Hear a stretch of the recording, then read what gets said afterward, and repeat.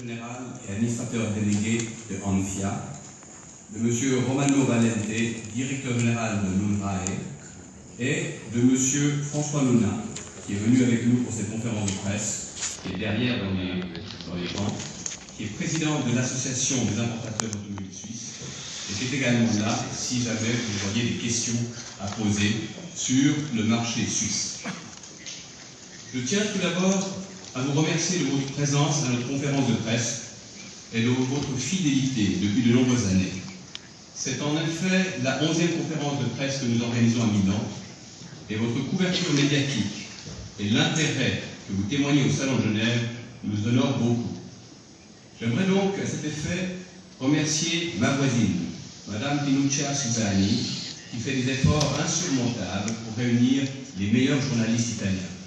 Et au mois de janvier, quand elle nous appelle, elle est toujours affolée, nous disant qu'il y a d'autres événements, qu'on n'arrivera pas à réunir les meilleurs journalistes italiens. Et finalement, comme toujours, avec son assiduité, avec son professionnalisme, son sourire et sa gentillesse, elle arrive à réunir tout cet aéropage. Merci Pinuccia de vos bons conseils, ça marche toujours très bien.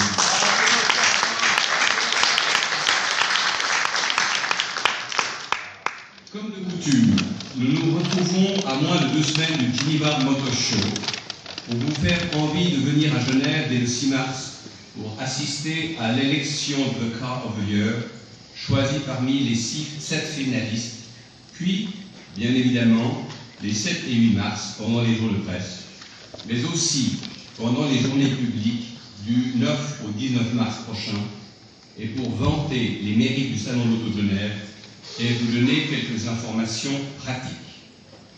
Je passerai ensuite la parole aux intervenants de ce jour, que vous connaissez bien maintenant. Il s'agit d'André Efti, directeur général du Geneva International Motor Show, de Sylvia Blattner, responsable PR et presse du salon, et puis, pour le dessert, comme toujours, un special speaker. Nous avons l'honneur d'accueillir aujourd'hui mon voisin, M. Roberto Vavassori, Business Development Marketing Director chez Brembo et Chairman de CLEPA, l'Association européenne des équipementiers du secteur automobile, basée à Bruxelles. Il nous donnera un meilleur aperçu du marché européen des pièces détachées. Le Geneva International Motor Show est donc parfaitement prêt à accueillir entre 650 000 et 700 000 visiteurs du monde entier pour découvrir de nombreuses premières mondiales et européennes. Les sondages qui ont été faits pour la dernière édition 2016 nous indiquent que la moitié des visiteurs sont des Suisses et que l'autre moitié provient de l'étranger. Nous nous apercevons aussi que 30% proviennent de France et 6,4% d'Italie. Il est à noter que le nombre des Italiens augmente chaque année de manière substantielle, ce qui nous réjouit, sachant l'intérêt que les Italiens portent à la voiture depuis tant d'années. Et puis, contrairement à de fausses idées que seuls des mâles âgés viendraient à Palexpo, nous apercevons que 50% des visiteurs sont des jeunes de moins de 35 ans et que 25% d'entre eux sont des femmes. Autre indication importante sur le renouvellement de notre clientèle, 37% des visiteurs sondés sont venus pour la première fois au Salon de Genève l'année dernière.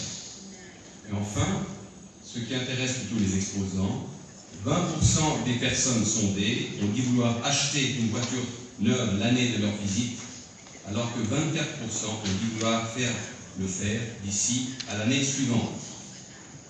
Autre point significatif quant à l'impact du salon sur l'achat d'un nouveau véhicule. Les personnes interrogées répondent que le salon permet de, d'une part, rassembler des idées, voir de nouveaux modèles live, comparer des modèles concurrents, voir différents modèles d'un véhicule identique. Or, ces comparaisons ne peuvent se faire que lors d'un salon, et heureusement, la consultation des sites des marques sur Internet ne pourra jamais remplacer complètement la découverte en live des voitures qui seule permet de susciter de pareilles émotions. Même si le Geneva International Motor Show est plutôt perçu comme un show-in-show au sein des Big Five, Ces 48% des personnes interrogées l'année dernière nous permettent de penser que le Salon de Genève est encore aussi un selling show. L'année dernière, les visiteurs sont venus un peu moins en voiture individuelle et ont préféré venir en transport organisé, en train, en car, ce qui nous ravit bien évidemment. Nous ne souhaitons pas que nos visiteurs perdent du temps aux abords de Palexpo. Il faut bien souligner que nous insistons beaucoup pour que les visiteurs de la région lémanique utilisent les transports publics afin que ceux qui viennent de l'étranger puissent profiter de meilleures conditions de circulation. Finalement, ce sondage de l'année dernière arrive à la conclusion que 90% des visiteurs interrogés considèrent que la visite du salon de l'auto comme un événement positif et unique. Sachez que toutes ces questions et réponses sont analysées attentivement par la direction afin d'améliorer toujours les prestations offertes. Nous sommes bien conscients que le principe des salons de l'auto est parfois remis en cause, mais nous nous efforçons toujours de donner satisfaction à nos exposants et de nous adapter à leurs demandes. C'est à notre avis la meilleure manière de pouvoir compter sur les principales marques internationales, et ce, depuis de nombreuses années. Pour la première fois, nous organisons une exposition professionnelle à la Halle 7, la Halle des équipementiers et des accessoiristes, suite à la demande de certains exposants. Il s'agit d'une exposition de professionnels qui durera moins longtemps, mais qui n'empêchera pas tous les autres équipementiers et accessoiristes de rester pendant la totalité de la durée du salon dans la Halle 7. Enfin, d'après les sondages effectués, nous savons que les expositions internes sont particulièrement appréciées. Cette année encore, nous avons la chance d'accueillir une exposition spéciale organisée sous l'égide de TAG Heulière à la Halle 3, mais c'est André Effy qui vous donnera plus de détails sur cet événement. Voilà, mesdames et messieurs, les propos que je tenais à vous tenir cet après-midi, et je me réjouis de vous voir en tous les cas à Genève du 6 au 19 mars prochain. Je passe maintenant la parole à André Effy pour un certain nombre de détails sur le salon. Je vous remercie.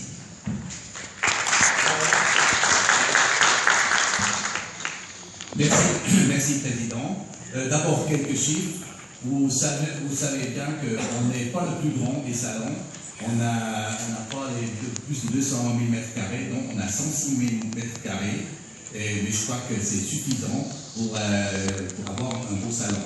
La surface demandée pour le salon 2017 par les exposants sont de 81 000 m², et nous on a pu accorder 77 365 m². On a 180 exposants. Les visiteurs, on tourne toujours autour de 700 000 visiteurs, et les médias, on attend toujours environ 10 000 représentants des médias chaque année. Au niveau des prix, rien n'a changé. Ouverture et prix, les ouvertures sont de 10h à 20h et pendant la semaine et de 9h à 19h le week-end. Les prix sont inchangés depuis des années, 16 francs pour les adultes, 9 francs pour les enfants de 6 à 16 ans et 11 francs pour les groupes de plus de 20 personnes. Et nous avons une spécialité un peu, et là c'est surtout pour les gens qui habitent à Lausanne ou à Genève. Après 4 heures, ils ont une remise de 50% qu'on a introduit il y a quelques années et qui commence à très bien marcher. Au niveau de la billetterie, en 2016, pour la première fois, on a mis la billetterie en ligne en place, qui a bien marché, et puis on a vu que cette année, la billetterie en ligne a déjà augmenté de près de 14%. On voit de plus en plus que les gens, ils achètent leurs billets en ligne. On voit aussi en France, le président l'a dit, que c'est des visiteurs importants pour nous, par la FNAC France ou par le Carrefour et les géants des supermarchés. Et bien sûr, on a une offre combinée avec les CFF, les trains de la Suisse et puis les transports publics genevois. Et puis avec l'Office Tourisme, on a aussi une bonne entente, c'est-à-dire qu'ils offrent des nuitées hors des journées de presse à des prix vraiment très compétitifs. En ce qui concerne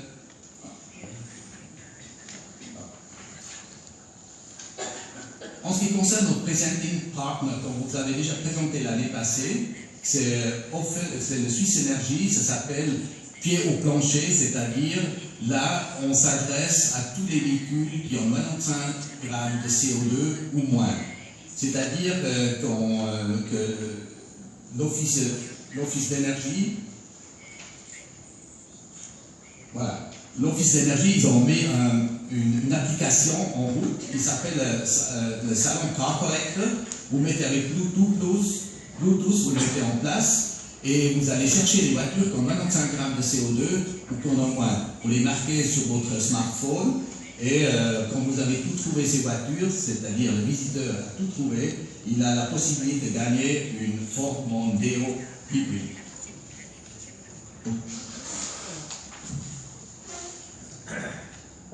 En ce qui concerne le Car of the Year, la remise.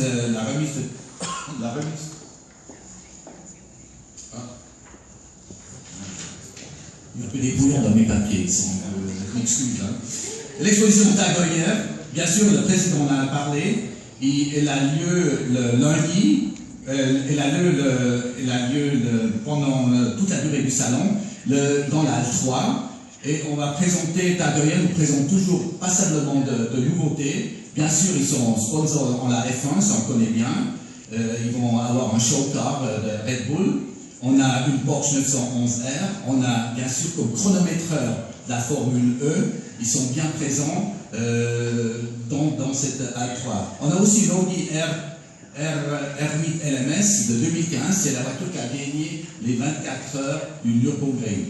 Bien sûr, il y a des simulateurs, il y a un photoboost, etc.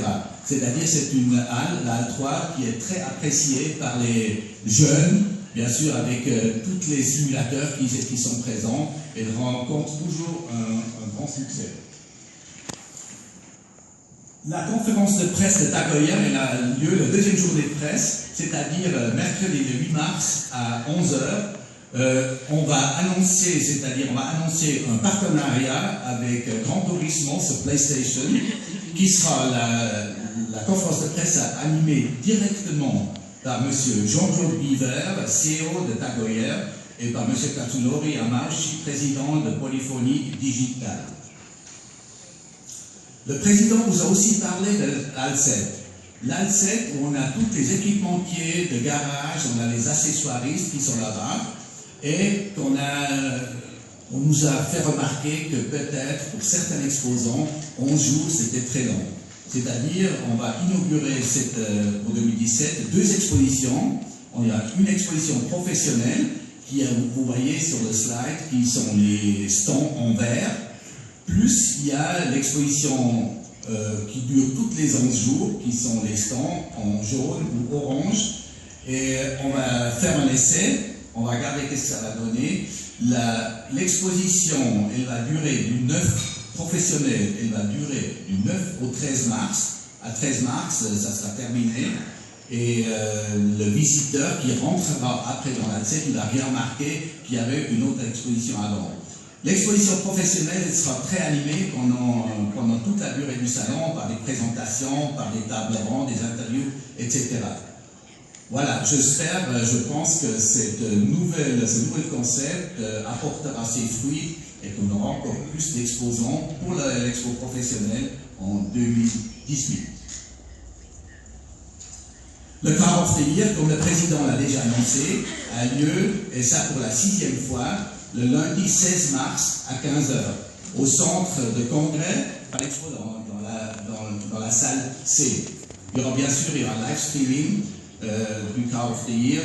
Les finalistes, je pense que je ne dois pas vous les répéter, vous les connaissez très bien. Et puis chacun a sa préférence. Moi je vous dis, ma préférence c'est quand même les deux voitures que préférence. C'est trois partout en Italie, c'est l'Alfa Romeo, la Giulia, c'est vraiment une super voiture. Et puis la Volvo, elle est aussi pas mal. On verra qui c'est qui va gagner. Le Car of the Year, c'est 58 journalistes de 22 pays, avec les grands magazines qui sont organisateurs, qui sont le Stern, Auto, l'Automobile, Autopista, Autocar, Autovisia et Via Bilger. Le jeudi le jeudi, le 9 mars, c'est l'inauguration du salon, et comme de coutume, l'inauguration se fait toujours par la présence d'un conseiller fédéral, et cette année, c'est le chef du département de l'économie, de la formation et de la recherche, M. Johann Schneider-Raman, qui va inaugurer ce salon. On a aussi dans la deuxième semaine, on a aussi quelque chose d'intéressant, on a le 14e Creativity Award qui est organisé par le club de la publicité et des relations publiques de Genève, c'est-à-dire qu'ils vont regarder sur quel stand on est bien reçu, est-ce que le stand il est moderne, est-ce qu'il y a un design qui est bien fait, et voilà. Alors nous on n'a rien fait là-dedans, nous on suit ça aussi d'extérieur, et on va voir qui c'est qui va gagner en 2017. On a également dans la deuxième semaine, ça c'est pour la première fois, il y a le European Battery Hybrid and Full Cell Electric Vehicle Congress. C'est un congrès qui est dans le centre de congrès au salon, qui aura environ 500 personnes, il y aura beaucoup d'interlocuteurs. Qu'est-ce qu'on va parler? On va surtout parler du futur, du véhicule électrique, de la pile à combustible. On ne va pas parler peut-être de la voiture aujourd'hui qui existe, mais comment ça va se développer? Est-ce que les batteries, ça va se développer? Qu'est-ce qu'il y aura pour de nouveaux véhicules? Je pense que c'est un congrès qui est très très intéressant. On sait déjà que la plupart des grands constructeurs, ils sont aussi présents, comme Nissan, comme BMW, BV, Jaguar, Daimler, Renault, etc. Si vous avez des informations supplémentaires, allez sur leur site, il est très complet. Vous verrez aussi tous les orateurs qui seront présents à ce congrès.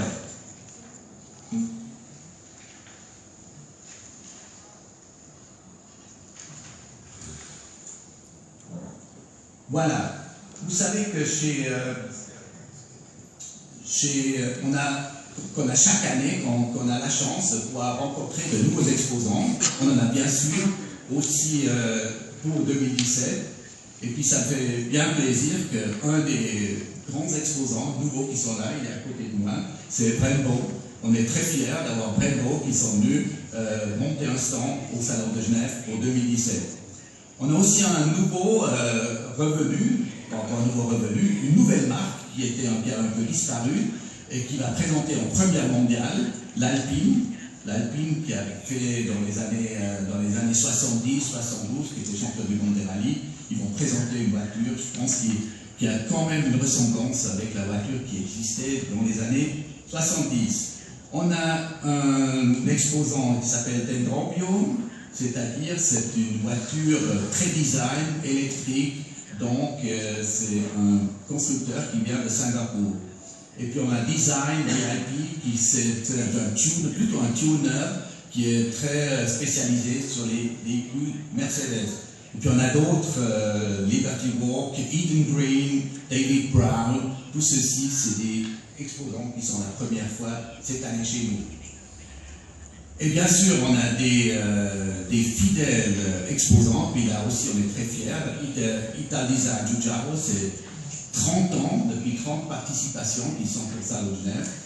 Et cette année, qui viennent avec une voiture assez intéressante. Vous avez peut-être certainement, vous avez déjà vu qu'ils ont créé un nouveau logo qui s'appelle Ital Design Automobili Speciali pour des petites séries qu'ils vont faire. Si j'ai bien compris, il y a une voiture qui va sortir en 5 exemplaires, pas plus, qui est sur la base, je crois, de Lamborghini Huracan avec un moteur 5 litres 2 V10. Voilà, et puis on a bien sûr aussi un constructeur suisse qui est depuis 45 ans, qui n'a pas manqué un salon, et toujours là, qui a toujours des concepts assez innovatifs, assez intéressants. C'est bien sûr, je parle de Franco Sbarro, qui va nous présenter un tricycle qui s'appelle Pendle Traction, qui est une sorte de moto qui penche un peu sur le côté, très maniable. De l'autre côté, il a une sorte de voiture qui s'appelle Tractosphère, et que c'est une sorte de voiture à 3 places avec un élargissement de la voie, c'est-à-dire on peut faire la voiture on peut aller jusqu'à 90 cm de voie quand on passe des petites rues à certains endroits, ou quand on va sur les autoroutes ou bien sur les routes normales. on peut aller jusqu'à 175 cm. C'est deux, je pense, concepts assez intéressants. Puis on les a vus sur photo, on les a pas vus en vérité. Je pense que ça sera quelque chose d'assez droit. Voilà. Nous avons aussi un autre constructeur qui a 10 ans d'existence, qui est un fabricant danois qui s'appelle Zenvo, qui fait aussi des voitures de luxe, un peu, mais aussi en petite série. En plus, on a un autre jubilé cette année, on a Toyota.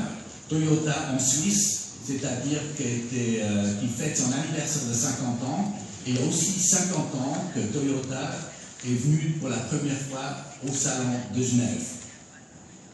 À côté, si on est déjà vers les jubilés, on ne voudrait pas oublier un ancien constructeur suisse qui était présent en compétition et sur les voitures de série, qui s'appelle Monteverdi.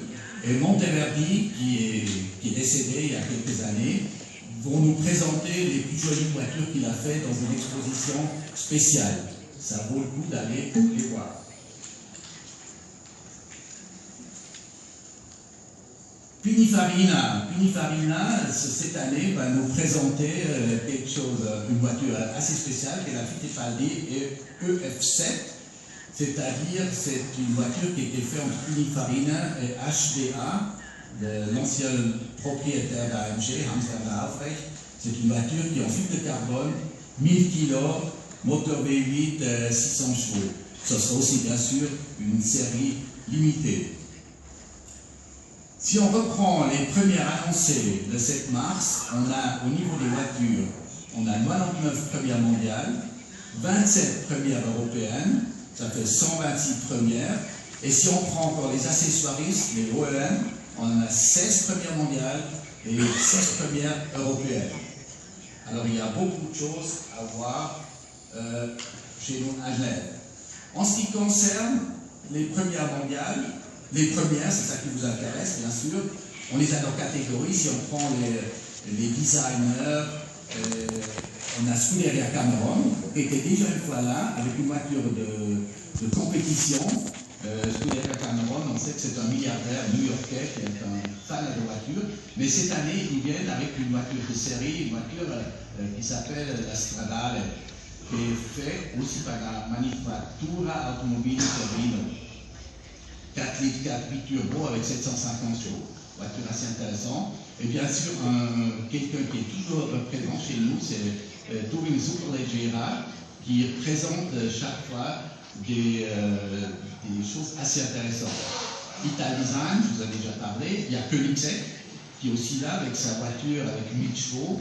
Bugatti, bien sûr, ils ont présenté l'année passée pour la première fois la Chiron. Ils reviennent aussi de nouveau cette année avec une évolution de la Chiron. N'oublions pas Pagani qui va la Houillara, mais décapotée, c'est-à-dire la ouverte, le cabriolet qui vont nous présenter cette année. Et puis Gembala, ils ont une voiture qui s'appelle, si je ne me trompe pas, Avalanche, qui est faite sur une base de Porsche 911. Quand on va vers les produits de série, on a bien sûr, et ça nous fait toujours plaisir, on a la chance d'avoir Ferrari qui nous font toujours une première mondiale. Ici, on aura la 512, la Superfast, avec le moteur V12 atmosphérique avec 800 chevaux, qui remplace la F12 à l'époque. On a Opel Insignia qui vient avec sa nouvelle génération, sa deuxième génération, en plus Seat Ibiza, aussi nouvelle voiture, la Ford Fiesta, nouvelle génération, aussi présentée à Genève, la Subaru XV, qui est une voiture qui est faite sur la plateforme de la Impreza, aussi une voiture assez intéressante.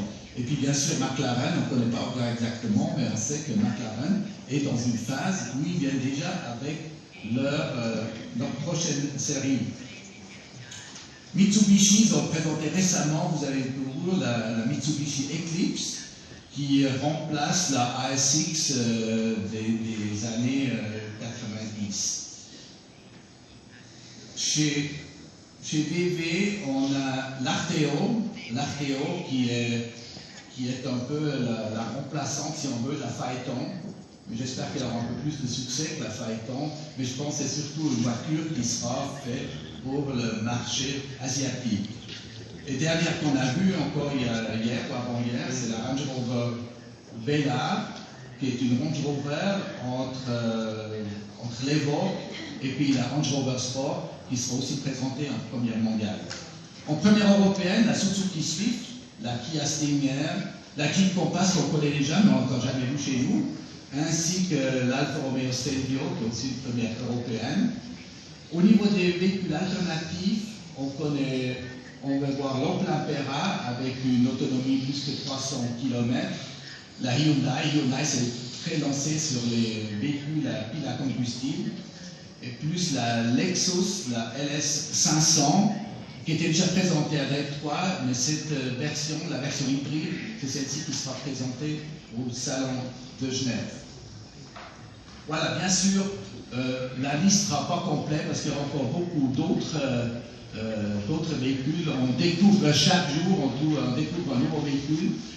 Nous mettrons sur notre site régulièrement à jour tous les nouveaux véhicules qui vont être présentés au Salon de Genève. Alors allez regarder sur notre site. De toute façon, Sylvia Blattner vous parlera de nouveautés qu'on va mettre en route sur notre site internet.